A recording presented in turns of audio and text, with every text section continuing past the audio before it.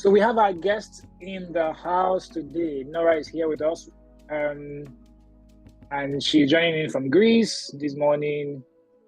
Nora, what time is it where you are now?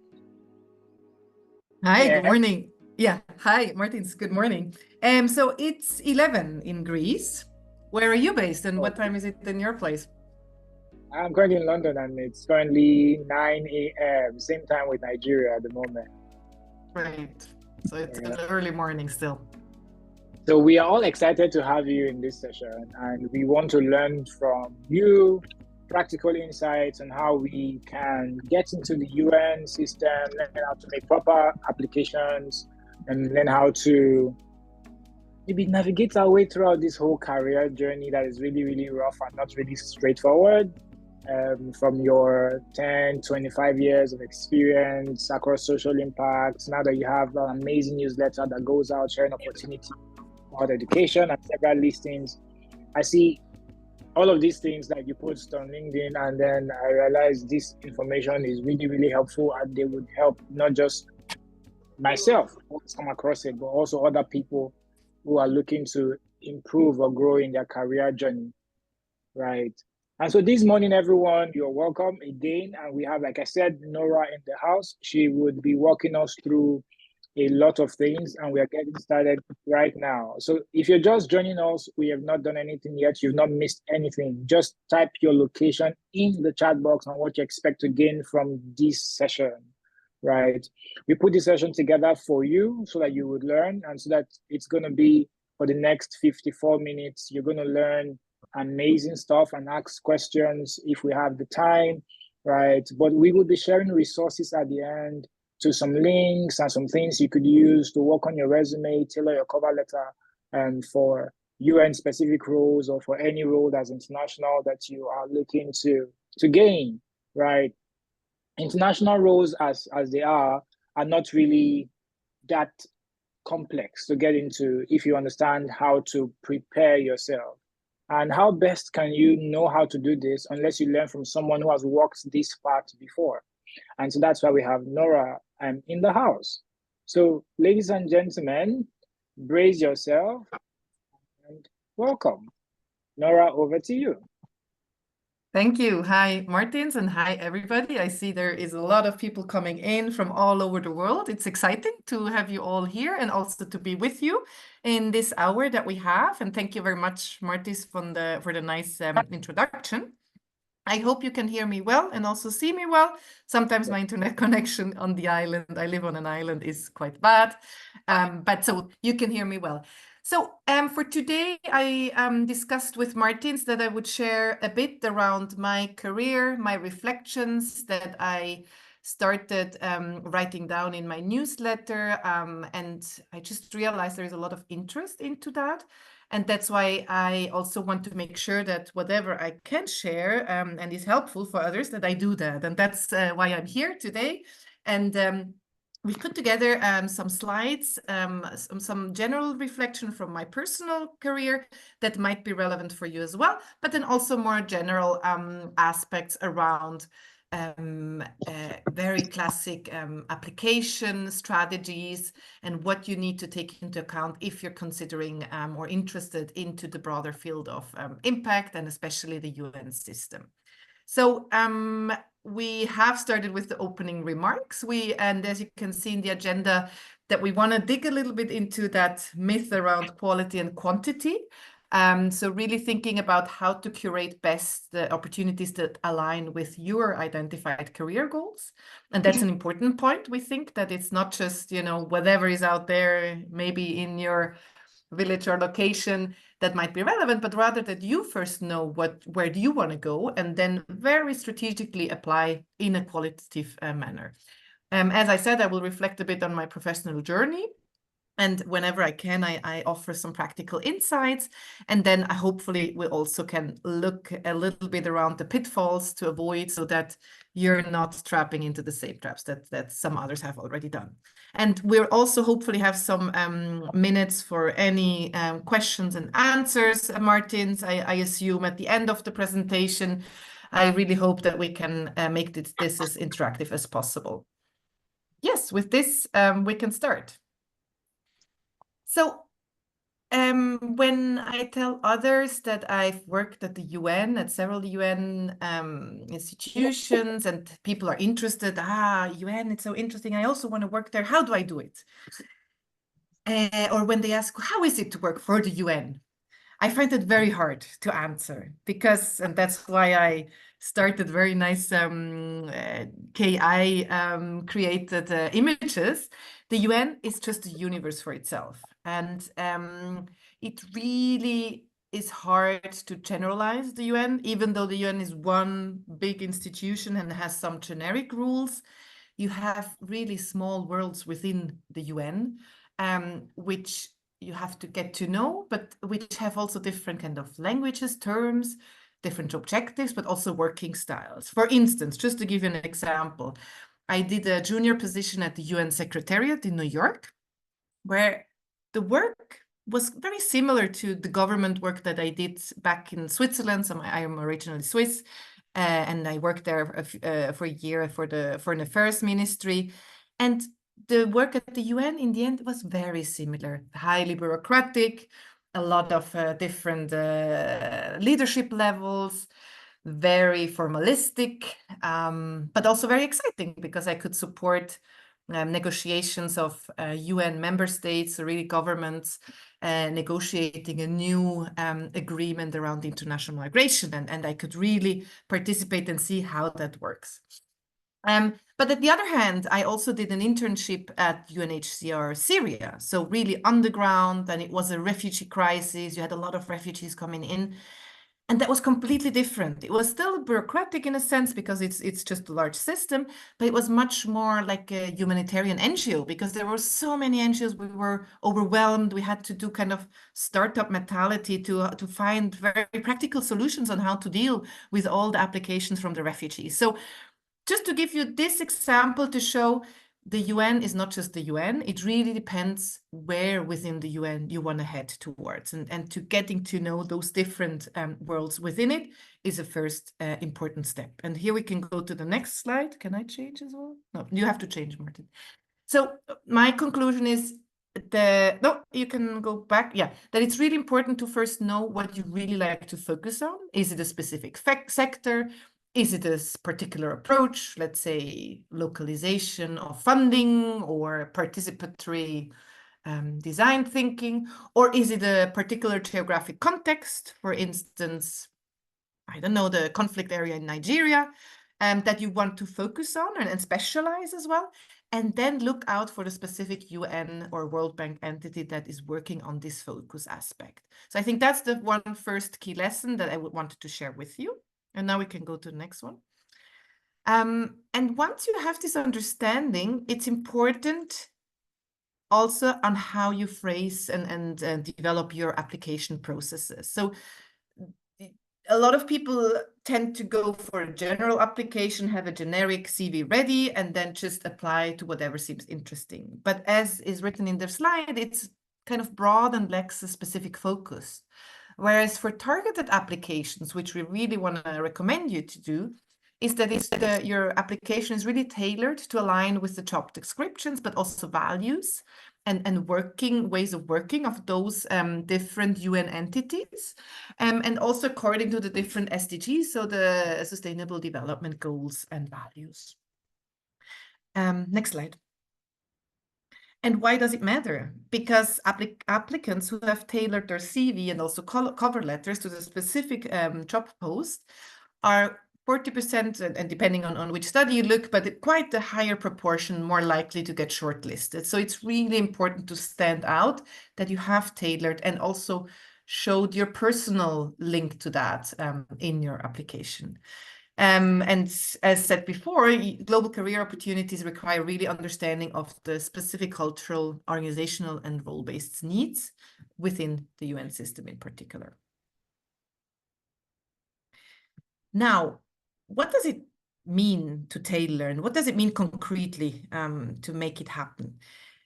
So first of all, what is not just in the UN system important, but still it counts as a core aspect, is use action words. Show what you have done and what you've achieved. So your activity, your role in it should be reflected in the action word. And there's an example. I led a team of 10 in delivering a community project aligned with SDG 7. What is also important is focus on results, especially ideally quantitative results that can be measured and that gives a very concrete, package information for the employer. Especially in the UN context, highlight your international experience and ideally also with the languages. Any experience also in multicultural teams or global projects. It doesn't have to be the professional, let's say, paid salary job. It can also be volunteer opportunities, especially when you're coming out freshly out of school or university. And last but not least, use keywords. Really read more than just a job description. Look at the institution's website. What are the keywords? What are core terms that they're always using, so that you really align with the language of the institution, but also address the key words in the job application. And that helps you then also to pass the initial screening. Now, now, next to a nice picture, which I created as well with AI. So next is that it's really important to, first of all, know which one is your focus topic. For my side, I personally knew already while studying, or even before, that I was very much interested into the challenge or the topic of refugees and migration. And I very much was also interested geographically into Latin America and the Middle East. So what I did is that I really started reading a lot about those topics and also the region and the history and the culture. I also did, for instance, a student exchange year in Mexico while I was still at high school, where I really lived for 1 year with a Mexican family. I learned the language. I went to school. I immersed myself fully into the language. And then I also did an internship in Ecuador afterwards to, again, gain an understanding of how to work in a specific humanitarian context. And last but not least, I did my field work. So I studied social anthropology, and at the end you have to do a field work, which is which involves a lot of qualitative interviews with your target population. And I went to Syria to really kind of engage with a lot of Iraqi refugees at that time, and did my field work on the ground and used the language skills that I acquired. So I also studied Arabic. So next slide. What this concludes to me is that it's really important that first you know what your focus topic is, or your focus approach, or your focus geographic area, and then that you immerse yourself fully into your focus topic with whatever you can during the studies, with language courses, with volunteering opportunities. And these will help you then really start a first position after graduating from university. Next, what happens once you've done that? Once you know, I know what I want to work on, I actually know I've acquired my skills, I've learned the basics, I've even done my master thesis on it, I have the language skills. Now, where can I start? And I guess a lot of you in the call are in this position. I had the lucky opportunity to be a Swiss national, and there you have obviously, first of all, more ability to travel easily, so get visas, but then also some junior opportunities. But I'm convinced you can also find those, because there is also in different institutions, there are usually always junior programs, especially at the UN system, that you can actually take into account. So for myself, I applied for a junior program. It's kind of an advanced internship at the Foreign Affairs Ministry of the Swiss Foreign Affairs Ministry. And again, I got that internship because I did my field work and my master's thesis on refugees and migration policy. And the internship that I did was specifically in this area. So it was a good fit. And I had then my first year of experience at the Foreign Affairs Ministry. And then I realized I need more practical experience. I did another Master's of Advanced Studies where there is a year project engagement inside.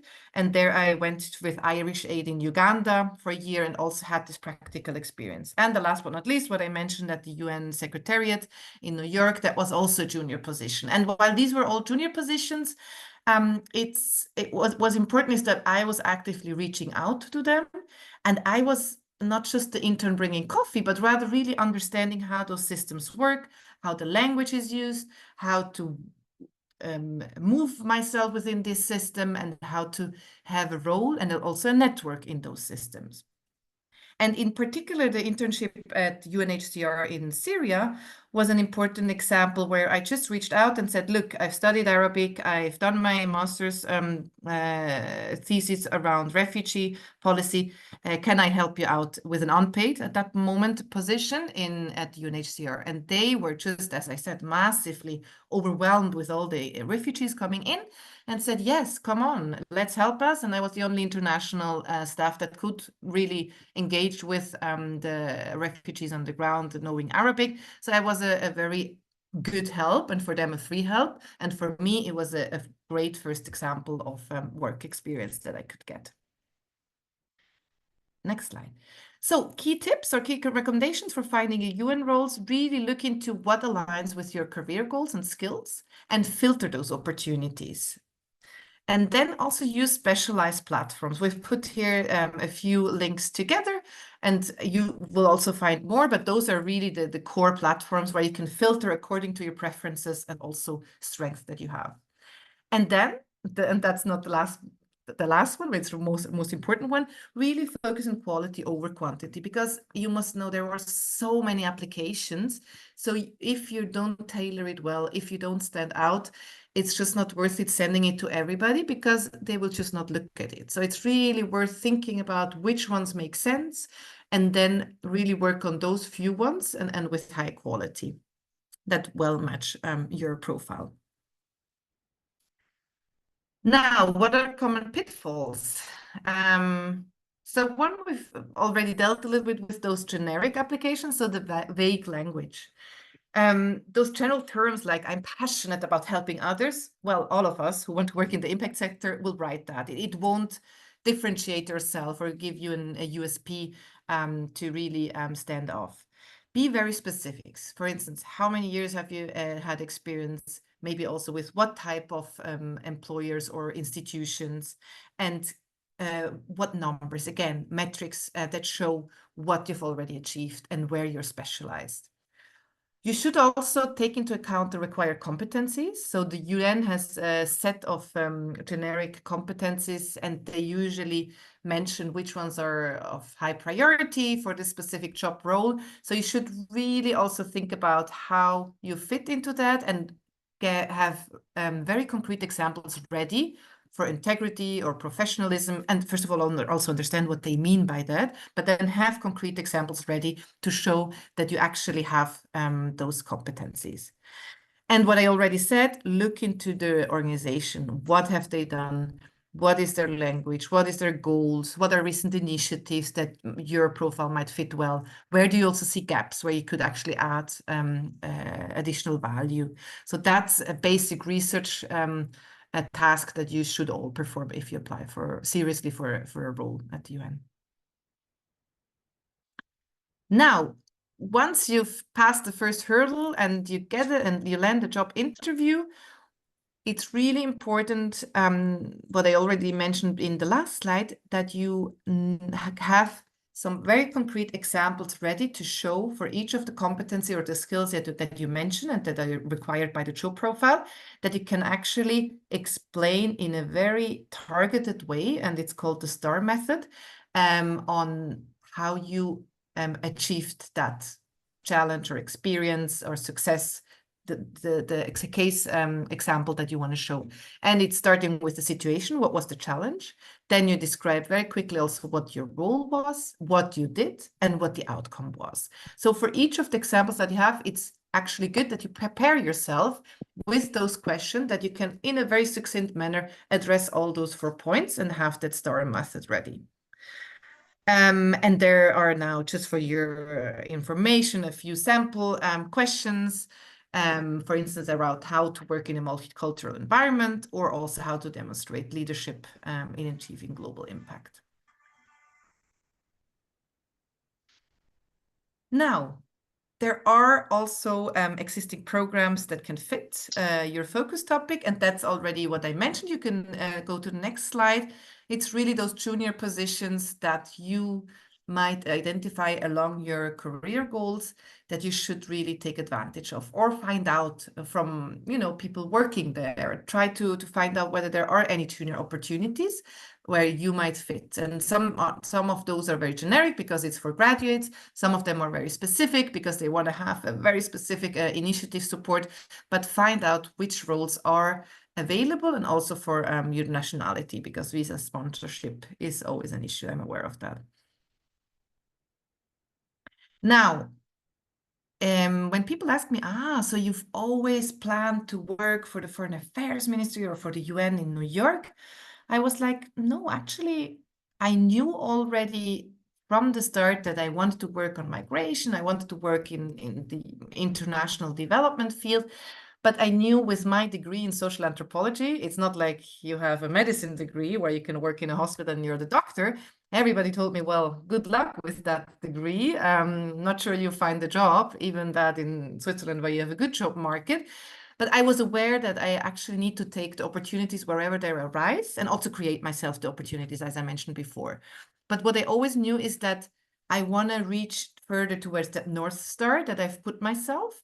But I didn't, you know, plan every step according to that plan that I should have. So it was really more a meandering, so zigzagging towards that North Star, but always having that in mind as a direction. And this North Star doesn't have to be stable. So in the beginning, it was just refugees and migration policy, and then the Middle East and Latin America. It got enriched, my North Star. So I also added education and philanthropy, since I worked for over 10 years as well at the major foundation in supporting education programs worldwide. Next. And that's maybe coming later on when you have already the job. But what I also thought was interesting is that twice I actually sent in my resignation letter, once in New York for the UN work, and then once at the Jacobs Foundation where I worked. Because I decided for private reasons that I wanted to start something new and change again the location, to be with my family, with my husband, because international career, and you should also keep that in mind, is a lot of travel, also a lot of social distancing from your family and relatives. So you should also be aware until where you have your limits, and when it's time to put your private life at the forefront. And I had twice this situation. And I sent in the resignation letter, and it was interesting, the reactions. First of all, a lot of them said, wow, you're so brave to just send in a resignation letter from such a top job. I was like, yeah, in the end, because a lot of people were also not fully happy. As I said, it's kind of a golden cage for some people, that once you're in, you think you have to stay in, but it's not like that. Still think about your private life and until where your limits go, and follow that as well. And that is my last point. I did a lot of stations, career stations, with a lot of internships, as you heard, a lot of junior positions. And while it was a bit stressful because you always had to have to learn a new institution and new ways of working, a new set of partners, it was also highly important for me now, working as a consultant in different areas. I have a large network. And it's not just, I mean, that network wasn't just created so that I have a network and I always have professional opportunities. It was really, for me, I genuinely was interested into the topics and also how we can achieve impact on the ground. That was always my genuine interest. And with this, you find also the other genuine person context, network contacts. And these stay, even you change a lot of institutions, it's important to care about those network contexts, because we're a community and we help each other, and that's why I'm here as well. So it's really important to take care of those connections and create also the interesting ones that you think make sense for you. And how to do that? I mean, nowadays, I think LinkedIn is great. I mean, that's also how we found each other, Martins. You really can target your networking approach to the focus topic that you're interested in, to connect or follow the people and institutions that are of interest to you. Really research which ones are of interest, follow them. And once you have a little bit, that set of interesting contacts that you want to follow, and it obviously shows you then the updates from those persons. As the next steps, I would also say, really try to comment on the interesting initiatives, on the person's comments. And if you feel like already more advanced, start sharing your reflections or any report you've read, summarize it and share it, always tagging the persons that might be relevant for that topic. And so get your visibility. And once you have a little bit this profile and visibility, people also come to you. They realize, this person is actively always, commenting in that area, or always sharing useful information. Actually, I want to know more about the person. Or if you apply for a certain position, it's almost like a complementary CV that you can show your interests and on what topic you actually want to work on and where you also want to specialize. And you can show and prove that it's not just your CV where you're showing what you can, but actually you're continuously working on those topics and showing interest. And last but not least, there are a lot of webinars like this one today, or other conferences where you can also join and get your insights and initiatives and persons of your interest area. That's it. Thanks a lot for your attention and also patience with me to going through all those slides and information. I will stop now. I'm very happy to give over to Martins, maybe for getting any questions or comments. All right. Thank you very much, Nora. That was actually very brief, very direct. Please go and react in the chat box or type in the chat box and let's know how you found that very brief session. Right. A lot of things have been shared so far, and I must say that we wanted to make this session as short and as brief as possible for an hour, so we don't bore you with so much information. But what we've tried to do this morning is to go through the different components that are really important that you get and understand. And each component is deep in itself. For example, where we talk about interviews or getting into the system, each of these things are things that we should go into, you should spend enough time. But we wanted you to get an overall picture. And then we also would like to take questions this morning, right? So we want to see if we can take questions from about, say, 3 to 5 persons. But before that, I intentionally collected some questions I'll be throwing at Nora this morning so that Nora would respond. And then we will go from there. So while you're thinking about your question, while you're thinking of what to ask Nora, and while we also will be asking some of you to drop your LinkedIn stuff in the chat box, and also go to LinkedIn right now and connect with Nora Marketos, right, on LinkedIn, we will be saying that. But however, the first question I have for Nora this morning is this. Now, we have a participant who said to me, must I have a master's before I can get into the UN?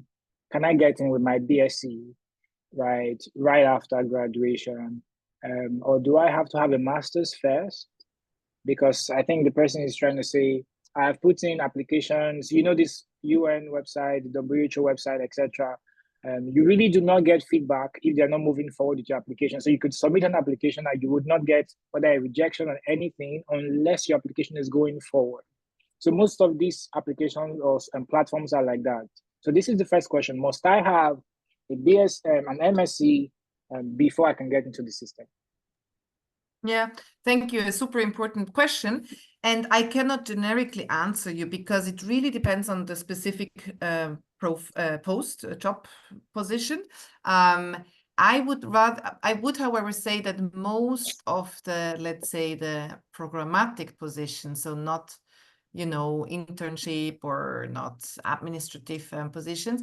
So for the most programmatic position, usually a master's degree is required. But I'm sure there are also specifically lower degrees, but this would be specifically mentioned. So what I definitely wouldn't recommend is to apply for a job that requires a master's degree, and you only have a bachelor degree. So really read well the terms. Usually they always say whether it's a master's degree required or even higher. Sometimes you even have a doctorate, but that's more for the leadership positions. But I would say, I don't know, 70 to 80% of the programmatic positions usually require a master's degree. But I would say there are also other positions, some entry positions or intermediate internship positions where you might have the possibility to join at the bachelor level. All right, thank you. So now, Nora has mentioned each position is specific to both essential and preferred qualifications as stated. It's always good for us to know that. However, what about someone who is trying to tailor their application, right? Say a person does not have a focus topic yet. How then do I get in to get a feel? I don't have a focus topic, but then I have some competencies. I can maybe analyze data, or I'm good with communications, right? How do I get in? What would you recommend? Do you recommend I apply for an internship? Do you recommend I start with a program like the World Bank, Young Professionals Program, etc.? What would you recommend? Yeah, if you don't have yet your focus topic, and that's very normal at just graduation level, I would recommend those young professional programs, junior programs, junior professional officer programs, where you have some more generic requirements. But what is important for you is really to think through from your skill set, from the studies, but then also maybe from any volunteering activities, what you already bring in, because I mean, not all of the graduates are the same. So you should really think about how you differentiate yourself and also what your motivation is. Maybe there's also personal background that you might bring in, you know, that you have whatever, maybe international experience just because you as a family had to move from one country to the other, or your father manages a private school and you helped out, you know, in the education sector. So really think creatively about what you can bring in beyond just a very clear professional skill set. So to make your application stand apart. All right. I think the next thing I would ask you, Nora, is around what you can bring in and then competencies, right?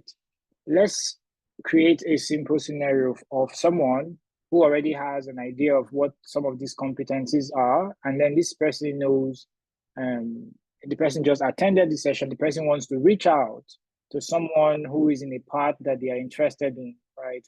How best or how simply can we communicate what we can bring in? If I'm trying to reach out to you and connect with you, how should I communicate this? What would you advise? Sorry, now you mean not in a formal application, but rather in an informal in a networking exchange? situation. Yes, in a networking Okay. situation. Yeah.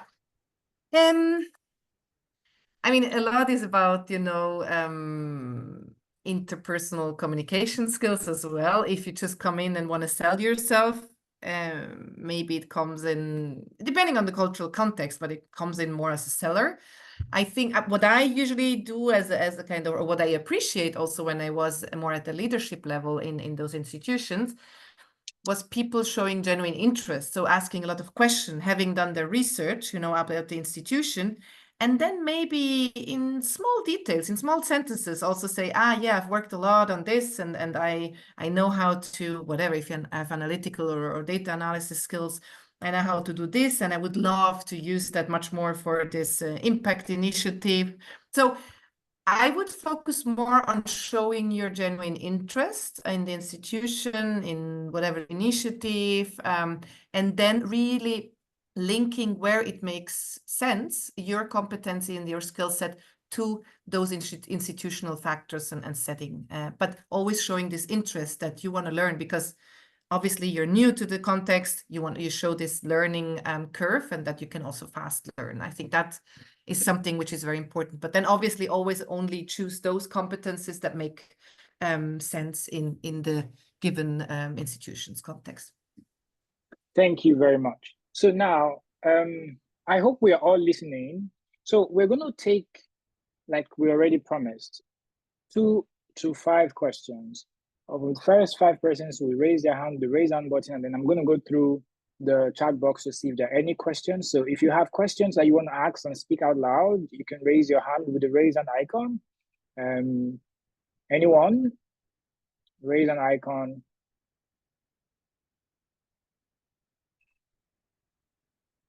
Okay. Okay, Nora, there is a question here sent to me directly. The question says, if one has over 2 years career gap due to specific circumstances, how does one then set himself up for these opportunities?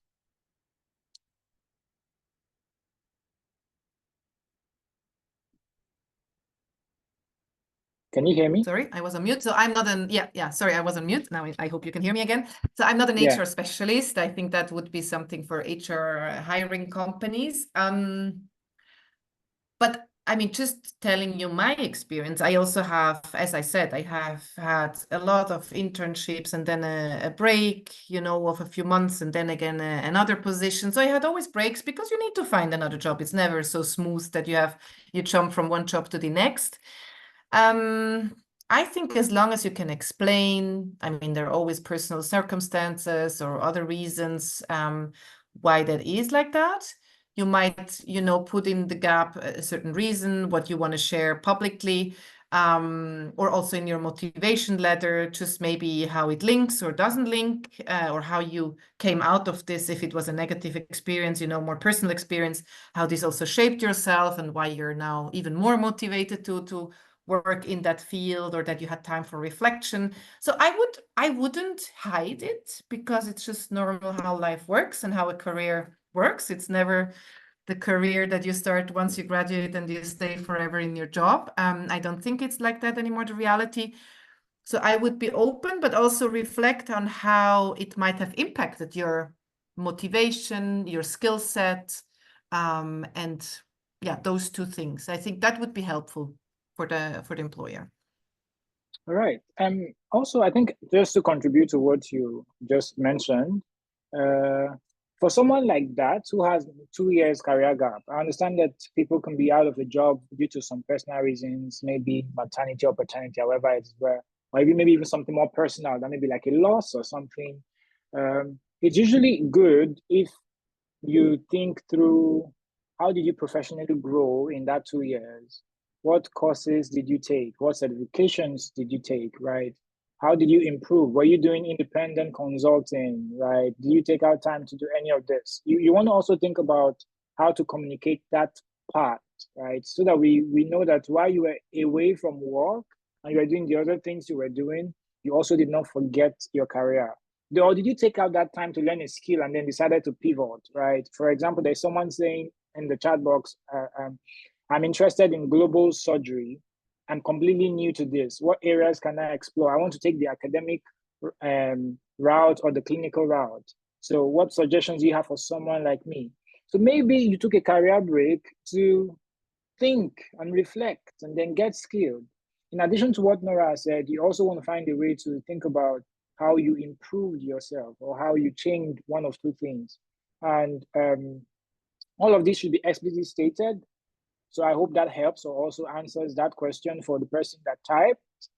And then someone dropped in the link, the UN Volunteers Program, right? The UN Volunteers Program is a big program. The same way the UN Jobs website is a very remarkable website that pulls and aggregates several UN vacancies, and you can find them all in the same place. So you might want to check these things out. Also, when it comes to tailoring, I think the additional advice we can give before I continue the questions is the additional advice we can give is, Nora mentioned tailoring and emphasizing quality over quantity. You want to think about the Harvard Competency Dictionary. For those of you that registered for this session, I think we'll be sharing that with you after the call. So the Harvard Competency Dictionary helps you describe quantitatively and practically what exactly you mean when you say you have leadership skills, what exactly you mean when you say you have research skills, how exactly do you write these up, right? And you want to think about also, do you submit a functional CV or a chronological CV, right? So are you going to submit a CV that's functional? That functional CVs usually emphasize these are the things that you have done in terms of practical skills. So you put more experience forward, right? Than you are putting like what you did when you left or what you're doing recently. Chronological is different. So some roles might require that you submit a functional resume, and you can find the difference between these two CVs in the DevX platform that Nora talked about earlier. The DevX platform has like the functional CV template, the chronological CV template, the entry-level CV template, depending on where you are at, right? And then depending on what is required in that space. So I'm going to read again and see if there are any questions in the chat box, right? And then respond. I saw the question from Dipendra for the recent medical graduate and interested in global surgery. I mean, Dipendra, it depends a bit. It depends around whether you want to move into more the impact sector or whether it's just a let's say a very classical surgery job, just in another country. So if you want to move more towards the impact sector, I mean, there is a lot of usually need or demand for medical surgeons in the humanitarian space, so in all the humanitarian crisis, in conflict areas. So there, I couldn't tell you now exactly which, one you have to look at, but usually you have OCHA, so that's the humanitarian coordinating unit at the UN, who is responsible, but then in each country you have different levels of support. So the WHO obviously has also its support, but then you have also Doctors Without Borders. So they usually are also very close to those support systems in the humanitarian context. So there are quite a lot of possibilities, and I'm sure they also have internships in these areas. So if you're interested more in the impact space, look at the humanitarian aspect if you're open to also, travel and move to those places, which are, obviously hardship places to live. Okay. Dipendra, I hope that answers your question. I hope that doesn't depend on whether it answers your question, but that's fine. Thank you, Nora, for responding to that. So what we want to do in the next 5 minutes, while I continue to talk about a few things as we wrap up, is to connect. So everyone, Nora's LinkedIn URL is in the chat box. So if you've not connected, you could connect now. I'm going to drop it again for everyone to connect. And you can as well drop yours and connect with yourselves as well on this platform, right? So that's one thing we want to do now. So Nora's LinkedIn is right there in the chat box right now. That's how you could follow up. So before you reach out to anyone, before you connect with anyone, do proper research, right? People have reached out to me and they're like, okay, I want this help, but they are not really specific with their ask, right? And then when I say, okay, do this, and then get back to me, I find that most of them are not able to do what is required. And so that brings me to a question in the chat box, right? The question said, Nora, are there in-demand skills that we can learn, or in-demand skills for UN jobs, etc., right? Nora, what do you think about in-demand skills, about where we are now with AI and everything? That's for me, the question, Martin? Yes, yeah. Yes. Again, very difficult because, I mean, as I said, the Doctors Without Borders have obviously different skills in demand than UN Secretariat in New York, where it's just about, a lot of paperwork. But I guess what is new, which has not yet been added that much, is the whole tech side. So how can actually tech and AI be helpful in making the operations on the ground more efficient, more measurable, more targeted to the needs on the ground. And I think the whole data analytics, tech for impact, analytical skills and interdisciplinary skills are quite useful and relevant, and the UN still needs to, grasp and acquire those skills. That would be one generic kind of new area where I see a lot of potential. Then in general, language skills, obviously. So usually you need to speak more than just English. So there are the 5 UN languages with Chinese, Arabic, Spanish, and Russian. And French. So one of those should actually also be ideally, or at least another local language. So if you work in a certain local context, that you at least can, provide a good language skill set. Then analytical skills is, I think, also quite crucial, just because it's such a huge system that you can actually analyze a certain framework context and really make your writing and suggestions based on your analysis. I think that's a basic skill, which is high in demand. Yeah, I will stop here because it gets quite generic, but I think that's some initial thoughts where you could look at when applying. Okay, fantastic. Thank you very much, Nora, for that. You're welcome. I think one thing we've learned so far so good is that there is a whole lot of skills that are out there. And then you mentioned tech for impact, right? If you follow Nora, you will see that I think every Monday you send out listings for roles in every the education second Monday, sector. exactly. Every second Monday, exactly. Exactly. So she has these lists that go out as a newsletter of like several international jobs that you can apply for that could be remote and all that. But you see, the good thing about all of these jobs is that they can be done from anywhere. Some of them can be done from anywhere. Some of them require some level of experience. But the most important part is, are you competent in any of these areas? I think that's the key thing. How can you demonstrate your competence, which is what Nora has been emphasizing over this session? How can you sell yourself uniquely? How do you follow your North Star and know that your journey is not the same as everyone else's, right? How do you take action towards this? How is this process not linear, right? It takes a lot of reading, it takes a lot of attention to detail. But now in the chat box, I have dropped a link to the Harvard Competency Dictionary. You can download that, you can read it, but the only way it will make sense is for you to know, how do I take these keywords? How do I use them in my writing, right? How do I use them to tailor my resume? How do I use them to tailor my applications? How do I use them to put out my applications or whatever it is? But it is up to you how you use these things, right? And before you can get any entry into a platform, I know that recently between August and October, there is usually a lot of internships in the UN.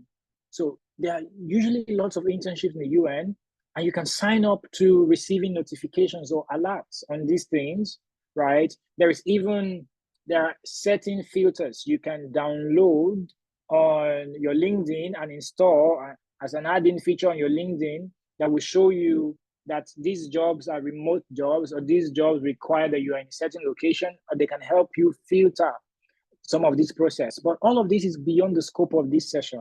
But we wanted you to have a feel of how these things can happen and how these things are not really straightforward, so that you can take this session, go out and continue your search and alignment of everything, right? But we will be sending you emails after this session of some resources that we have created for you that can help you get started, right? We know some people are just joining us, but we have officially come to the end of this session, and I'm going to ask Nora for any closing remarks so that we can use the last 8 minutes of this time to wrap up.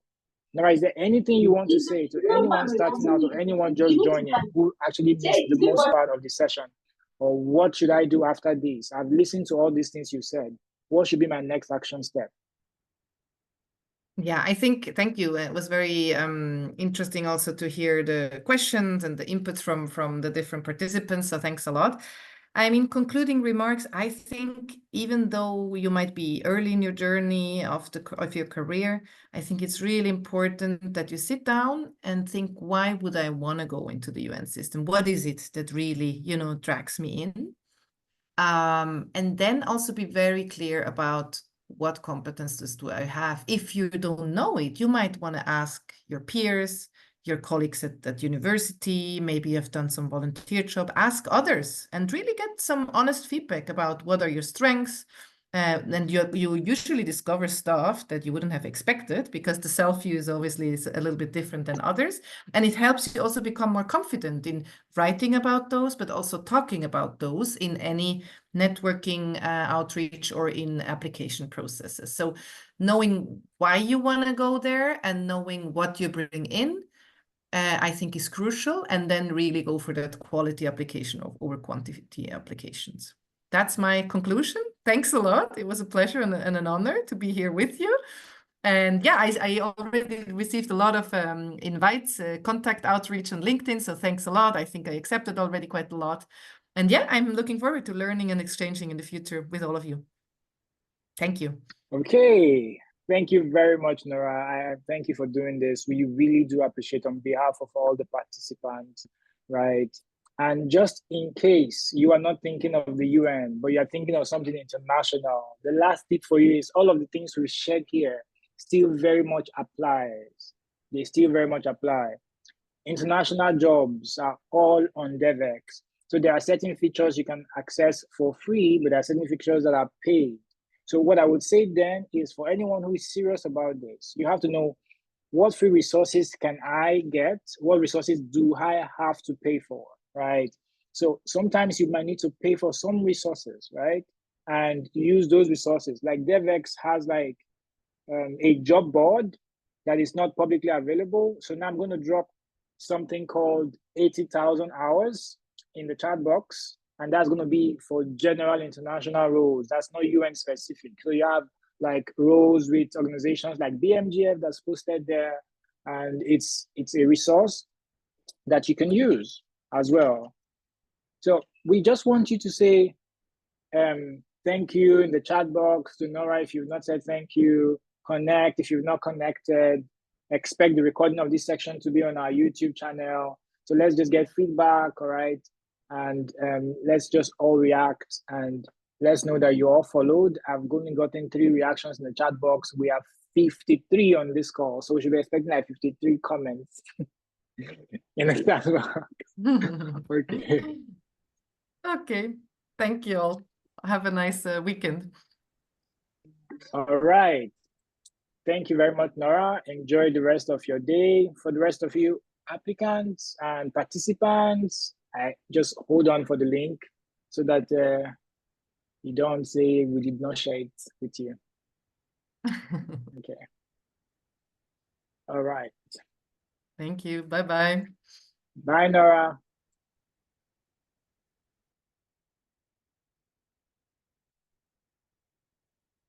So this is the link to the job board. We do hope you can see it. Can you see the link? So this is what the job board looks like. So all you have to do is just set up based on your keyword, based on the region you're looking at, or based on your level of experience. So let's say you're looking for entry-level roles. Can we see my screen, everyone? Can we see my screen? Yeah, we can. Yeah. Great. So just say you're tailoring to entry-level roles, or maybe to a certain career. Let's say I'm looking for public health,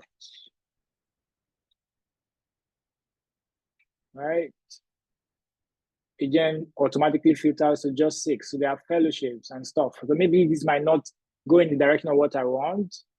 So depending on what I want, I can remove public health and just scroll through to see what's here. There's research assistant, there's research associate, there's part-time, political affairs intern. So it creates from several organizations beyond the UN, right? Then if you go by skill set, so you can search by skill set. So let's say strategy, I'm looking at strategy roles or research roles, right? Or management roles. So let me focus on management so that you see it filters again by management roles, right? And then you find like more management specific roles. But these organizations, for instance, this charity entrepreneurship incubation program, all of these organizations require some kind of tests. So you have to do certain kinds of tests that may be very, very complex, right? Some kind of case study test that you might have to prepare for like a month or 2 months, right? Yes, I think that's it, right? if I was going to apply for any of this, I wouldn't have to go in and see what I want to do or whatever it is. But if I then want to create an alert for this filter, I will want them to send me entry-level jobs focused on management. I can put my email here and say simply I Martins and then subscribe. And then I get, when there is any update, I focus on that.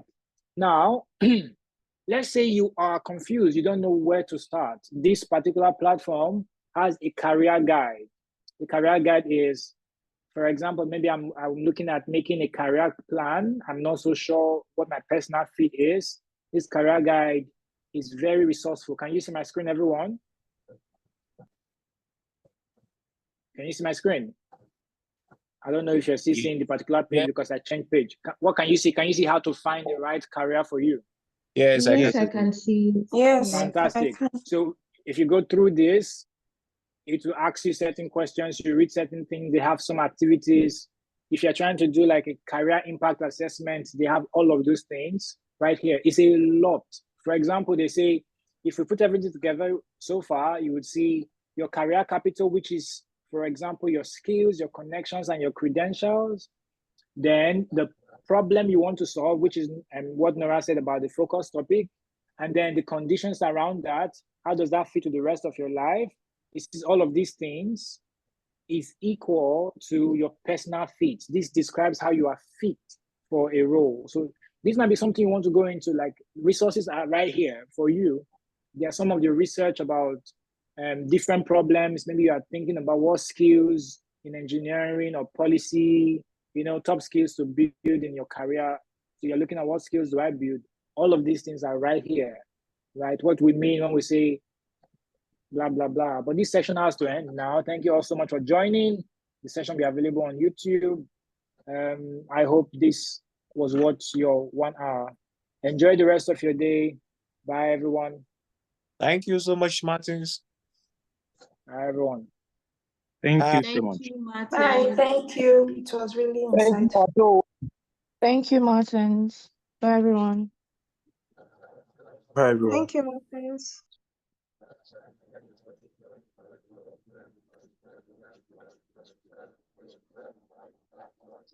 What is that?